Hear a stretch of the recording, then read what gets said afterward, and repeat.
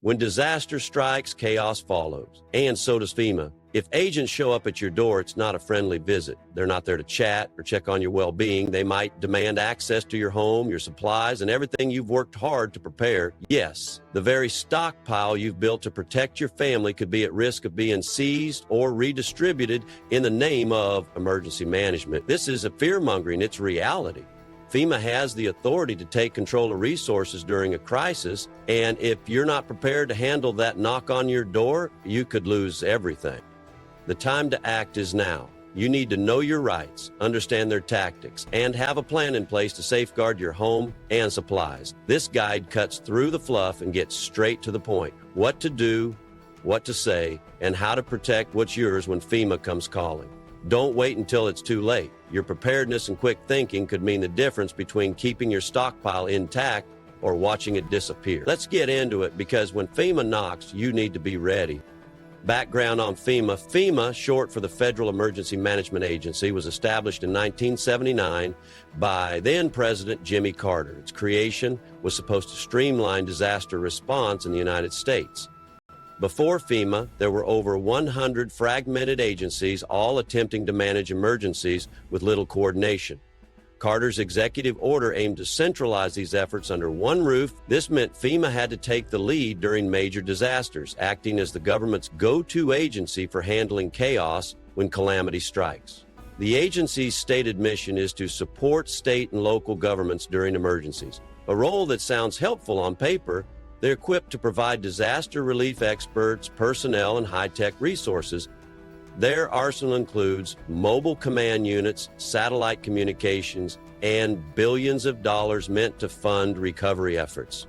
Ideally, FEMA enters the scene to help rebuild communities, offering aid after hurricanes, earthquakes, floods, or any large-scale crisis. The ultimate goal? Helping communities get back to normal as quickly as possible. Sounds great, right? But there's a darker side you need to be aware of. FEMA is also armed with sweeping authority. When emergencies happen, they can override state governments, take control of resources, and commandeer private property. They're not just there to help. The very presence of FEMA at your door can mean you're at risk of losing the supplies you've worked hard to secure. Their authority comes from laws that give them incredible power during declared emergencies. If a natural disaster or national crisis hits, FEMA can tap into resources in your area, whether those resources belong to you or not. Everything from food and water to fuel and medical supplies is fair game under emergency management laws. FEMA operates as a sort of silent power, and that silence can be unnerving. You rarely hear about their budgets or their logistical plans until disaster strikes. When they do act, they can mobilize quicker than most state agencies, deploying troops of personnel along with trucks, helicopters, and stockpiles of disaster aid in record time.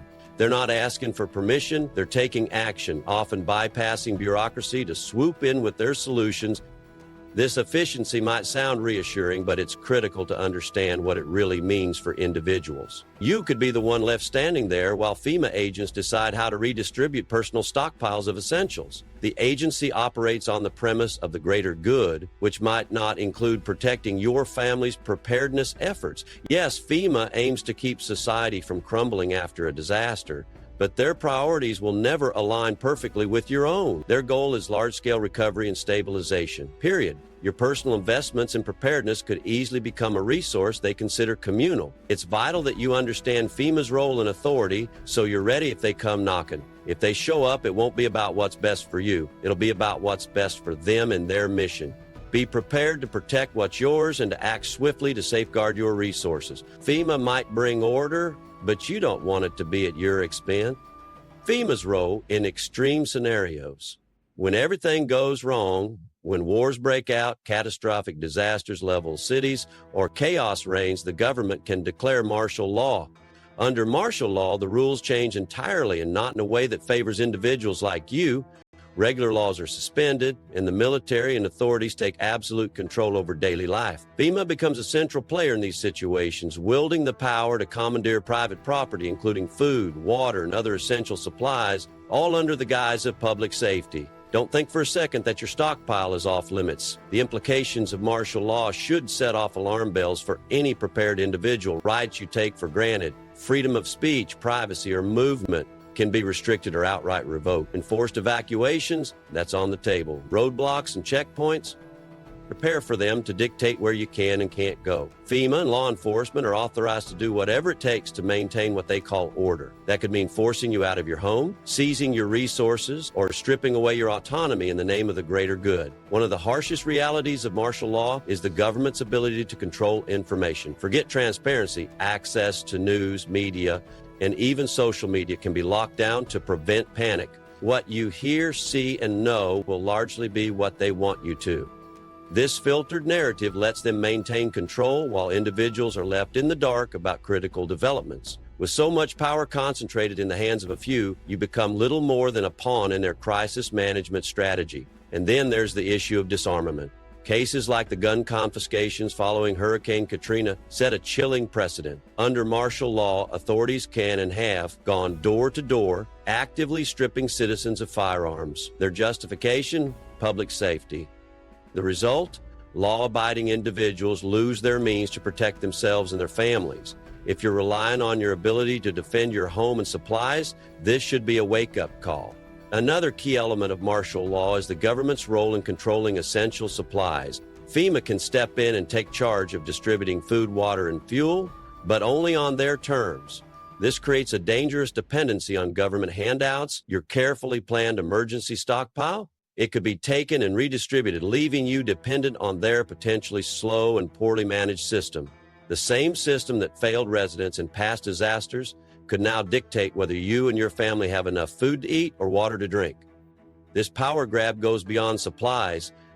Martial law gives authorities the ability to restrict movement entirely. Forget the freedom to bug out when you need to. Evacuation zones, curfews, and restricted areas become the norm, and violating these rules can land you in serious trouble or worse. Imagine being told you can't leave a disaster-stricken area, or conversely, being forcibly removed from your own home. Either scenario is a direct threat to your autonomy and survival strategy. The rationale behind martial law is always the same: maintain order, protect the greater good, and manage resources effectively. But at its core, the system prioritizes centralized control over individual rights. FEMA operates as a powerful arm of this system, harnessing its authority to execute these measures swiftly and without much scrutiny. While this might make sense from an emergency management perspective, it can leave individuals in a vulnerable and powerless position. Understanding FEMA's role in extreme scenarios isn't about overreacting, it's about being realistic. Martial law isn't just some distant, hypothetical situation. It's been declared in the past and will be again in the future when the conditions demand it. When the full weight of the system swings into action, it's critical to know how it can impact you directly. Stay prepared, stay vigilant, and most importantly, keep your personal resources well protected. Just because it's called an emergency doesn't mean your rights or your preparedness should be collateral damage.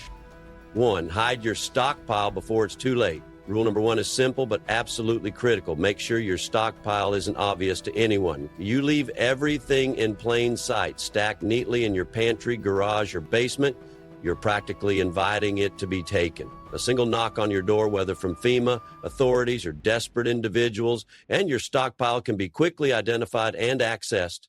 In times of crisis, your supplies are not just valuable, they're essential to survival.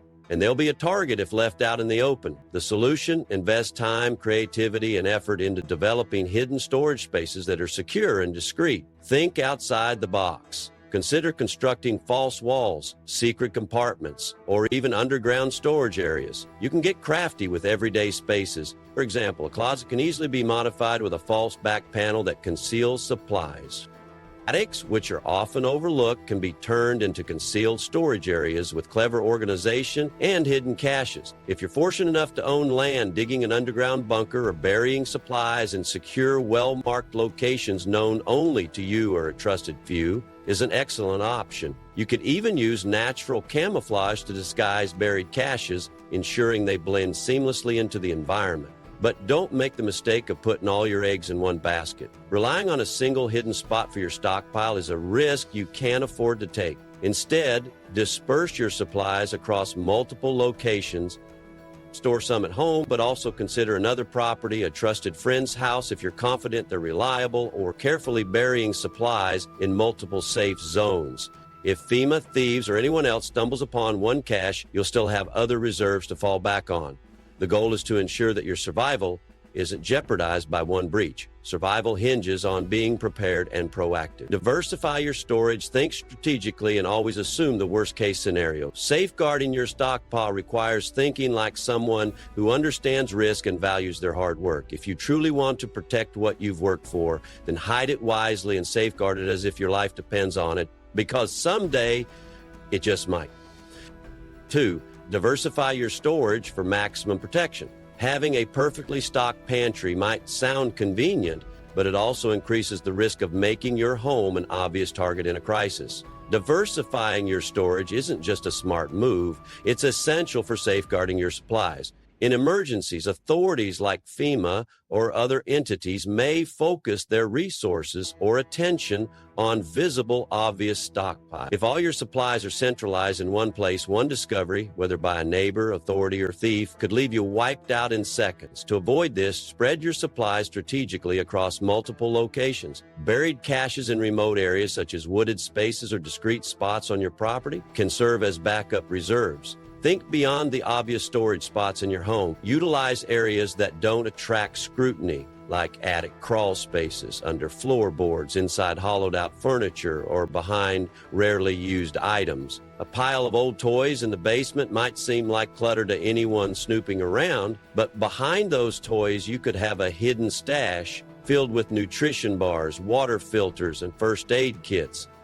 It's also important to consider the types of supplies you're storing. Certain items such as canned goods, MREs, and large jugs of water are highly visible and scream "prepared," making them more likely to draw attention. On the other hand, freeze-dried food in unmarked containers, individually wrapped bars, or vacuum-sealed pouches are easier to conceal and less likely to pique curiosity.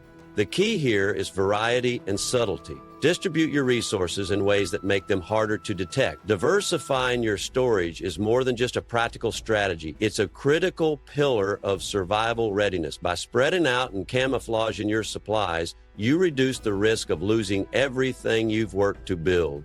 In the event of a crisis, being prepared but discreet could make all the difference in maintaining your safety and self-reliance. 3, know your rights and stay updated.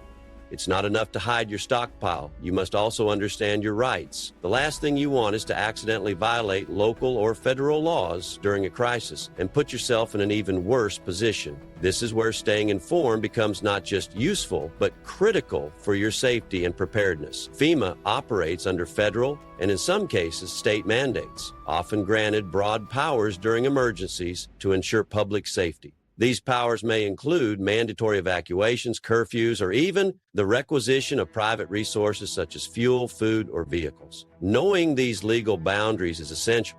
You must be aware of what FEMA can and cannot do, as well as what's actively being enforced in your area. Local emergency protocols and federal declarations can change rapidly, so staying up to date ensures you're not caught off guard. This information becomes your defensive armor when FEMA or other officials come knocking on your door. Beyond just knowing the laws, you should also practice a calm but firm approach when dealing with government officials. Blatantly refusing their requests or becoming confrontational can escalate the situation, placing you and your family in greater danger. However, you are not obligated to roll out the welcome mat either. Understanding your rights allows you to confidently draw boundaries, protecting yourself and your resources without unnecessary risk. This balance between compliance and assertiveness is key to navigating these situations effectively. It's also important to remain vigilant about misinformation. In times of crisis, rumors or bad advice spread quickly and can lead to disastrous decisions. Stick to reliable, trusted sources for updates, such as official government announcements or verified local news outlets. Be cautious of anything that seems exaggerated, contradictory, or unverified. FEMA, while not infallible, is also not your enemy. Understanding their role, the powers they have, and how to handle their presence calmly and strategically can be the difference between a smooth interaction and an unnecessary conflict. Remember, knowledge is power. By staying informed and knowing your rights, you're equipping yourself with the tools to navigate emergencies confidently and protect what matters most. A clear head and the right information can make or break your survival plan. Stay vigilant, stay prepared, and always stay informed. 4. Cooperation without sacrifice. One of the worst moves you can make when dealing with FEMA or any authority in a disaster is outright resistance. Refusing to cooperate doesn't help your situation. In fact, it can escalate tension and draw unnecessary attention to you, your actions, and your resources. FEMA officials aren't there to confiscate supplies for fun or out of personal interest. They're fulfilling orders based on established emergency protocols designed to manage resources and protect the broader community during a crisis. Pushing back too hard or showing hostility can quickly make you seem like part of the problem, putting you on their radar in ways you don't want. Does this mean you should roll over and hand over everything? Absolutely not. Protecting your resources and preparations is critical, but how you approach the situation is just as important. The goal is to stay calm, controlled, and deliberate in your response. When FEMA or other authorities arrive, answer their questions directly and honestly, but selectively. You don't need to volunteer the full extent of your preparations or disclose everything you've done to safeguard your family. Stick to the essentials, providing only what's necessary to meet their immediate requests without overexposing yourself. Keep your interactions polite and professional at all times. Demonstrating a willingness to comply with reasonable requests helps reduce scrutiny and ensures you don't stand out in a negative way. Remember, authorities often deal with hundreds or even thousands of individuals and situations at once. By quietly cooperating and showing you're not a problem to manage, you can avoid drawing unnecessary attention to yourself or your household. The key here is balance. Provide what's necessary to avoid conflict, but don't make yourself memorable. FEMA officials and other emergency responders are trained to focus on efficiency and crisis management. They're not likely to dig deeper unless they suspect an issue. By maintaining a low profile, cooperating in a measured way, and keeping your hidden supplies off their radar, you can minimize disruptions to your plans and ensure your family retains what it needs to weather the crisis. 5. Keeping a low profile. If you've been discreet, FEMA's visit might just be a quick routine check, but your ability to stay off the radar starts long before disaster strikes. Preparedness isn't just about gathering supplies, it's about adopting a mindset that assumes more people are watching you than you realize. Neighbors, acquaintances, and even extended family members may start seeing you differently if they suspect you have an advantage during a crisis. Suddenly, friendly waves and casual conversations could turn into probing questions or even unwanted attention when resources become scarce. This is why keeping a low profile isn't just smart, it's necessary.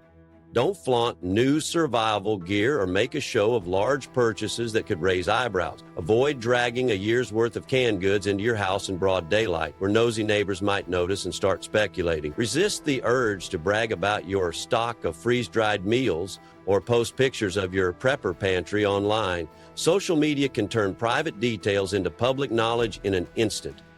Visibility invites curiosity, and in times of crisis, curiosity can quickly turn into demands or even threats. Maintaining discretion is about more than just physical supplies, though. It's also about how you carry yourself day to day. Avoid giving off the impression that you're overly prepared or unaffected by events during a disaster.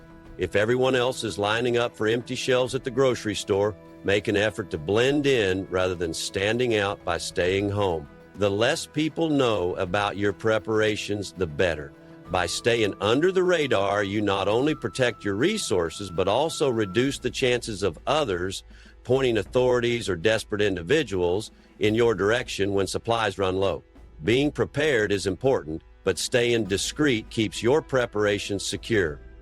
6. Prepare for FEMA's arrival. One thing you can always count on during large-scale disasters is FEMA showing up. Whether it's to enforce evacuation orders, check on residents, or distribute aid, they'll be operating on the ground where the damage occurs. It's essential to anticipate their visit and prepare ahead of time to ensure you stay in control of your situation. First and foremost, keep part of your stockpile hidden always. While FEMA's mission is to assist, depending entirely on external aid is risky. Supplies can run out, systems can fail, and delays are often inevitable during a crisis. By safeguarding part of your own resources, you give yourself a safety net that ensures you and your family are not left vulnerable if things don't go as planned. Store your hidden supplies in a secure, inconspicuous location and make sure they're accessible only to you and those you trust. Second, mentally prepare for interaction with FEMA personnel. Know what you'll say, how to respond to questions, and how to present yourself.